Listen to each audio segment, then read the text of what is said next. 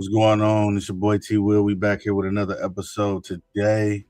Um, got a little bit of college football, NFL playoffs. Then we got one NBA story we're gonna talk about, and I don't think I had anything else on the slate, but yeah, NBA story, a little bit of NFL, preview some of the matchups this weekend, and probably talk about a little bit of portal news. Once again, if you're new, you never been here before, we talk about sports. We keep it real here. No sugarcoating. Um, if you like the video, if you like the content, hit the like button, subscribe, share, whatever you like to do. But yeah, we gonna get on into it.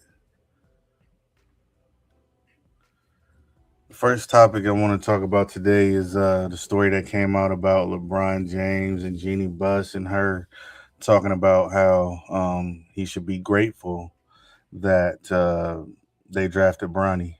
Um, and also how I guess his ego um, is big. But from my understanding, before LeBron got there, you got turned down by DeRozan, Aldridge. I mean, any All Star that wanted to come there after Kobe was done. Nobody wanted to go to LA, and they had a whole bunch of rookies. I believe before LeBron got there, they had like Lonzo Ball and Julius Randle and a couple other guys, Kaminga. I mean, not Kaminga, but my man, light skin, uh, what's his name? I can't remember his name. Kuma or something, whatever his name is. Uh, he was on the team, but that wasn't a championship basketball roster. Nobody wanted to go there. Uh, and if it wasn't for Magic Johnson, y'all would have never got LeBron James. I like to take this time out to realize the last time all of us ever really watched the Lakers before LeBron got there was Kobe. And that team wasn't that good. I mean, Kobe went out with a 60-point game at the end, but, you know, wasn't nobody trying to go to LA. Everybody was trying to like go be somewhere else. LA wasn't really popping at the time. And to be saying that he should be grateful that you drafted Bronny, you should be grateful that he came to LA. You should be grateful that he came to LA. You should be grateful that he practically told Magic Johnson, "Hey, look, I'm already here. I got my crib out here. We here."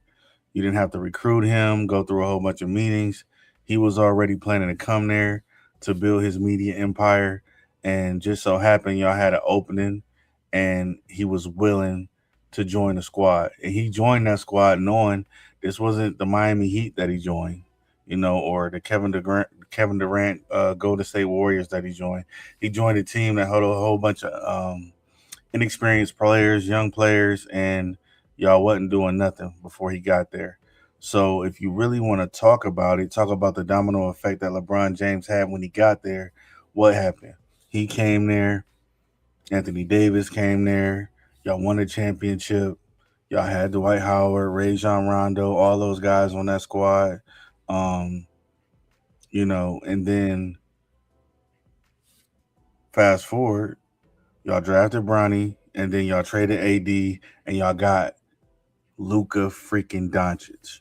Now, guess what? If LeBron don't come there, you don't get AD and you don't get Luka Doncic. You just don't, and you don't get the championship.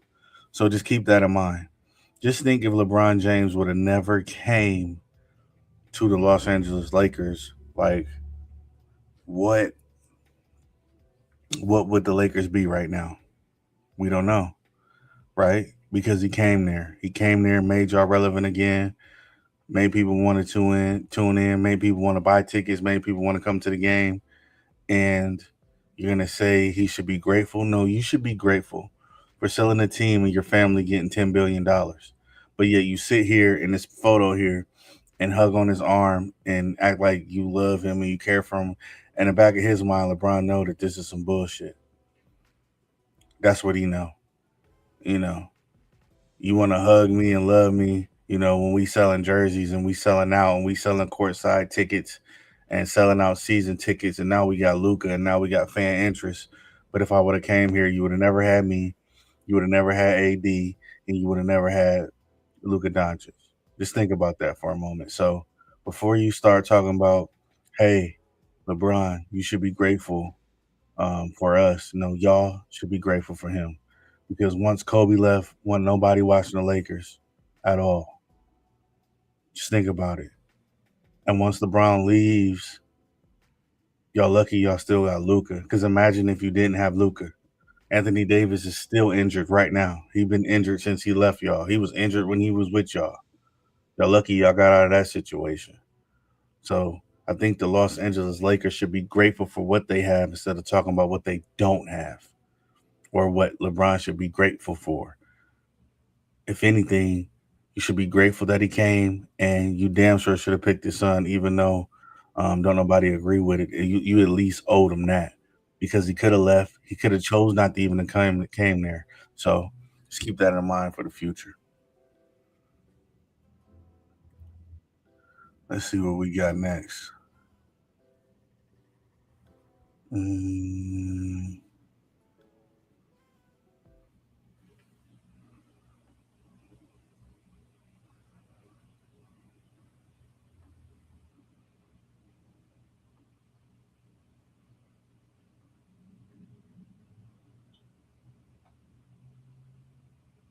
Now this is gonna be a little clip I'm gonna play for y'all. It's a show that I normally watch on a regular to get just like the little inside scoop on the Cleveland Browns because I follow Shador Sanders and the Cleveland Browns ever since he went there. But I just want to show y'all how dumb and ignorant some of these people are that's in their media. Why don't y'all check this out?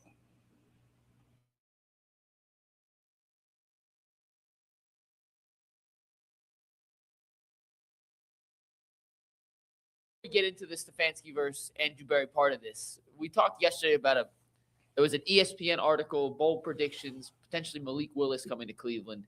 Whether it's Malik Willis or somebody else, do you believe the Browns will make some sort of change to their quarterback room, or are we going to run it back next year with Deshaun, Shador, and Dylan? Well, I think exploring that is just as high up on the list as hiring a head coach. Obviously, you have to hire the head coach first, but I think exploring that is mandatory. Yeah. I do think it will happen. I think Malik Willis has probably priced himself out of the Browns with the way he played here. Wild. Year. I mean, if you're going to give a guy a commitment and now he's earned that, like, you've got to worry. Like, you're paying Watson for 3 more years. You know, like they have done this to themselves. So I do think they're going to explore every avenue with Malik Willis, with Mac Jones. Is it going to work out?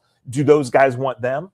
I don't know. With Mac Jones, it's who makes the best trade to the Niners. They say they're going to do right by Mac. With Malik Willis, it's unrestricted free agency. There's a difference. Yeah, I'm just surprised Malik Willis didn't get so much money. Malik Willis was in the 22 draft. So the Browns looked at the 22 draft and said, we don't want anything to do with this. We're trading for Watson. They ended up with Kenny Pickett last year. Now, when you look at what this guy just freaking said, this dude just said Malik Willis has played himself out of earning low money, but somewhere I heard them talking, they was talking about 20 million. Who in the fuck is gonna pay him 20 million a year for 6 games that he played or he started in? He actually only started in 1 game, bro. 1 game.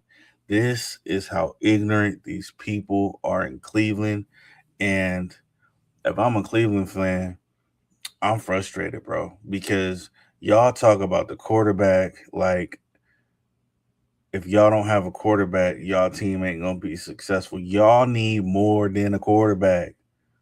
And stop talking about the quarterback. You have any, and see, this is the thing that everybody's not paying attention to. They keep on talking about another quarterback or other quarterback or this quarterback. The problem that everybody is not really paying attention to is that they're trying to pick any other quarterback besides Shador. They're not saying, oh, well, we're going to give Shador, this year, this, and that. Oh, are we going to come back with the same quarterback room that we had last year? It's like, bro, this dude only played 6-7 games. Like he ain't really had a chance to play with a starting O, a starting D, and a coach that ain't about to get fired, that ain't even got no interest in you at all. That is not an ideal situation for anybody, especially a rookie quarterback. And every single day they keep on talking about a different damn quarterback. It's like, bro, y'all got a good quarterback. I don't think you're not thinking right, sir. You need to get you some offensive line. You need to get you some wide receivers. You need another running back because your other rookie running back is just coming off a pretty significant injury, and you don't want to keep on running him into the ground and shortening his career. You need to get a right tackle, a left tackle, and a guard, left or right guard if you can. Like, do what you can. You need to work on that. You need a solid offensive line. You keep on talking about a quarterback. And this is what I feel about this, right? I always thought that Shedeur Sanders was a top prospect coming out of college. No matter what anybody else say, they will never tell the truth. They will never admit it. I don't know. This is the weirdest shit I ever seen in my life. This year was the first year I ever watched the draft till the third freaking day. And everybody else around me was too. They like, man, dog, you still watching it? You still watching it? It was the weirdest, craziest shit I ever seen in my life, period. Like, bro, you for real? Like, this dude didn't get drafted? Like, they playing for real? Like, what? Like, Jalen Milroe got drafted before Shedeur Sanders. Let that sink in. Jalen Milroe and Dylan Gabriel got drafted before Shedeur Sanders. And these people want to sit up here and act like these other guys are going to come in and be better than him. First of all, you can try to replace Shedeur all you want. You still don't have no fucking offensive line. You still ain't got no right tackle or left tackle that's solid. Every single play, they say hike, number 62 or 68, whatever, Cam Robinson is getting blown up. As soon as Shedeur say hike, he got this dude standing on his leg. Like, as soon as they hand off the ball to the running back is getting smacked in the backfield. And another thing y'all gonna have to consider is this defense is not getting any younger. You need to hurry up and get some offensive weapons while y'all still got this defense. Y'all ain't got time to be going and getting another quarterback and do this and do that. You got a quarterback already. Try to develop him. Y'all always trying to get some ready-made product and it don't never work out for y'all. Stop doing that. Build from within. You got a rookie. He gonna be in the second year next year. Get him in there. Get somebody to get behind him and train him. But also, y'all need to get some tackles, some guards. Another running back that's solid to come back up Judkins because you don't want to run him into the ground. Get a couple more wide receivers. Y'all got 2 first-round draft picks. Get some weapons to make the game easier. And if y'all don't want Shedeur so bad, whatever. I'm not going to argue with y'all no more. But here's the thing. No matter what quarterback y'all put in there, you don't have offensive weapons. You don't have a good offensive line. And guess what? You're coming in with a new coach. You got an older defense. If you're going to make something pop, you better do it within the next couple of years because you're going to be rebuilding all over again after Myles Garrett and Denzel Ward retire, and it's going to be a wrap, period. Like, this is like some of the most disgusting, nasty media that I've ever heard. They want to put anybody in there except for Shedeur. It's crazy. Malik Willis, Mac Jones. The 49ers just said they're not getting rid of good players. They have too many injuries on their team to even get rid of a backup quarterback. Brock Purdy got hurt this year. They definitely not giving him up. So y'all need to get y'all stuff together and realize that it's just not going to be no easy way out. And this is what I hope for Shedeur. If they don't want to develop him, I hope somebody get a hold of him that do. Because dude can play football. I don't care what nobody say. I don't care about the last name. I don't care about none of that other crap. The only thing I care about is what I see on the football field. And what I see on the football field is somebody that can play and got heart. A lot of these quarterbacks that play, as soon as they get hit, they already out the damn game. This is the only dude, he's one of the few that would stand in a pocket and get throttled, get hit right under the chin and get right back up and act like you ain't do shit to him. That's hard to me. And, with a little bit of, somebody that can give him some more guidance on what he need to do on the NFL level as compared to the college level, like, let's just give an example, like somebody like Sean McVay. Sean McVay would probably whip Shedeur into fine shape in no time. Instead of Kevin Stefanski always wanting to run a 3 tight end offensive set and run the ball on first and second down and have you throwing the ball on third down when everybody know that you got to throw the damn ball. Like, come on, man, this is tiring.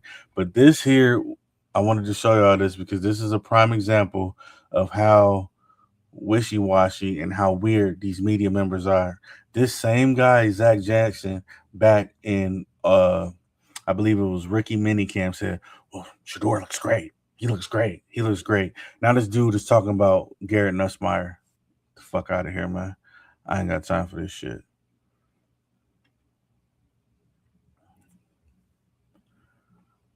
Next up, we got New England Patriots at Denver Broncos. As everybody know, Bo Nix went down with that injury at the end of the game.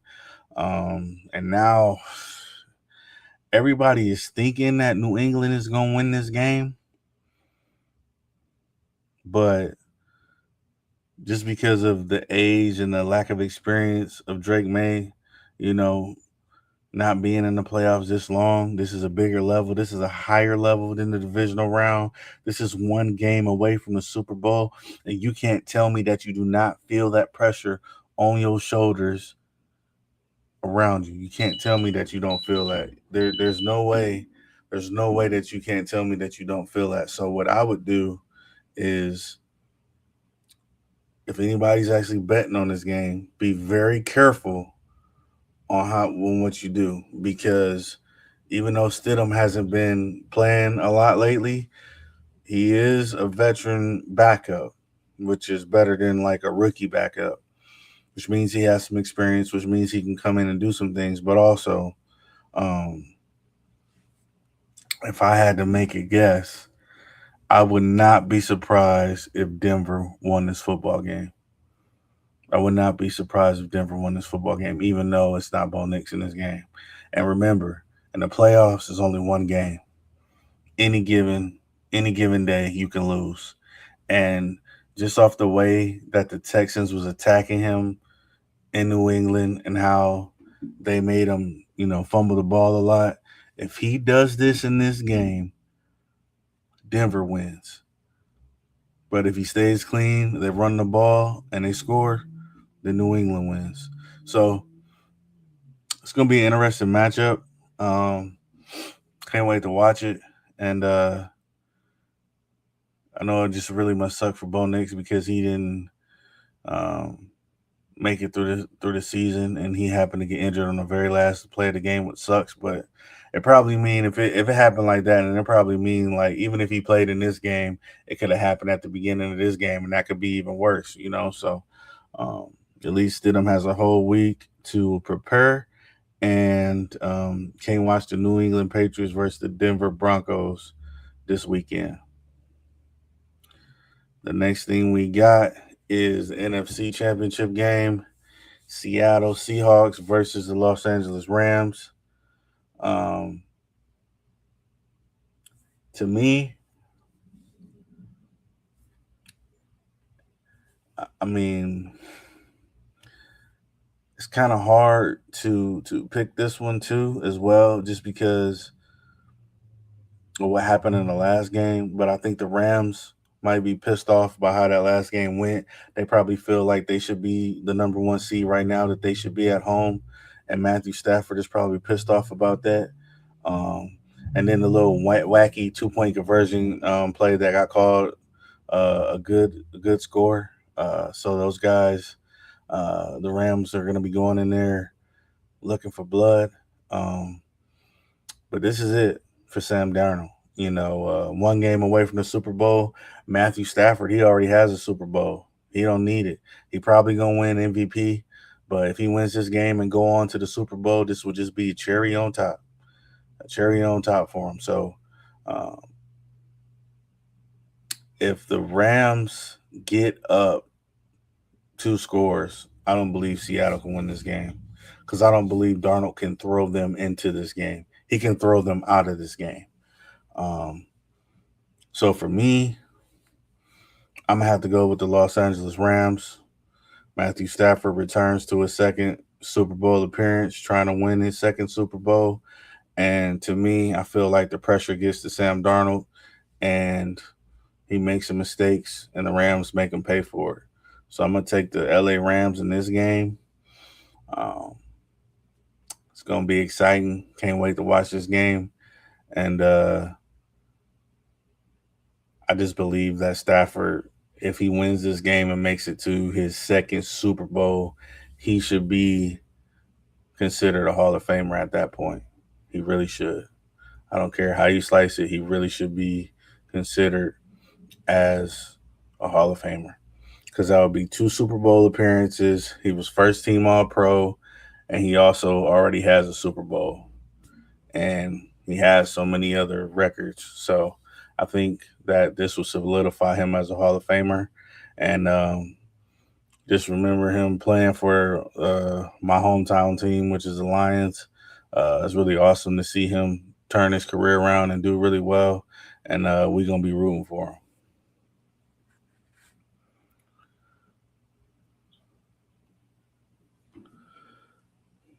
him.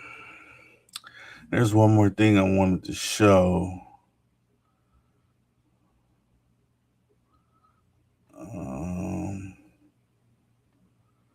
Let me see.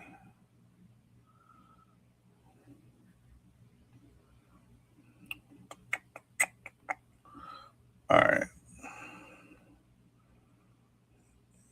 Let's get this up there. All right. Let's see here.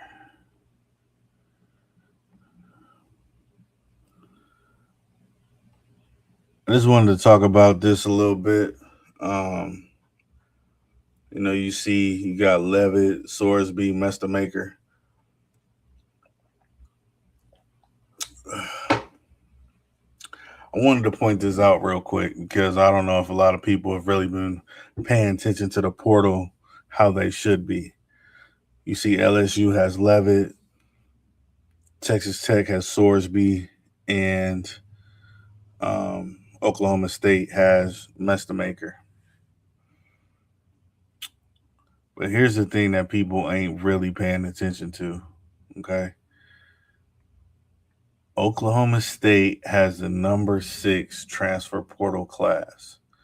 And to me, I feel like for some reason, Oklahoma State is going to be a surprise team next year. And, with this transfer portal and things flipping so heavily, what we saw this year can be completely different next year. So that's just one thing that I had just really paid attention. I've been watching it very closely because it seemed like Oklahoma State and Mike Gundy, they all just fell off a cliff and, everything went bad. But, man, just looking at their transfer portal ranking,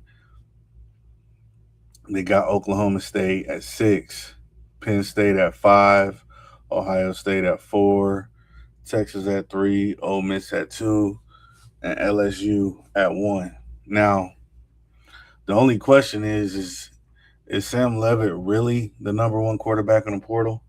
I mean, he's 6'2", 205. Sorsby 6'3", 235. Mestamaker is 6'4", 211. From what I saw, Mestamaker out of these 3, he really should be number 1, right?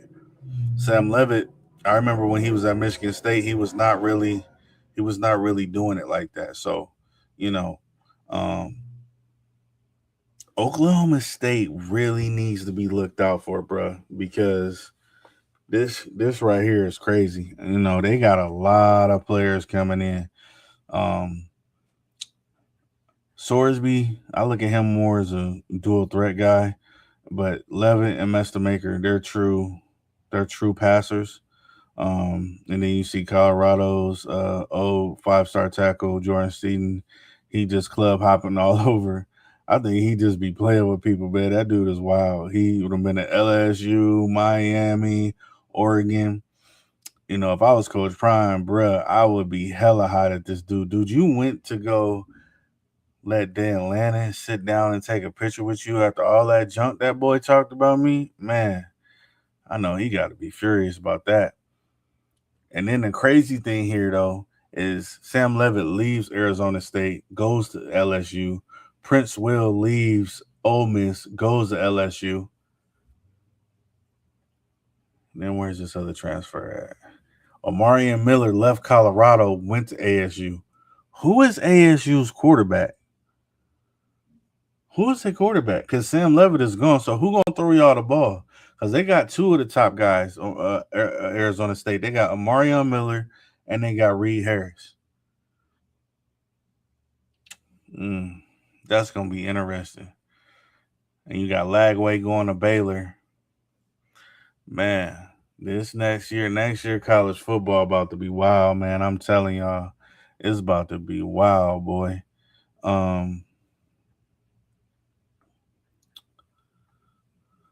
But yeah, that's all I have for y'all today.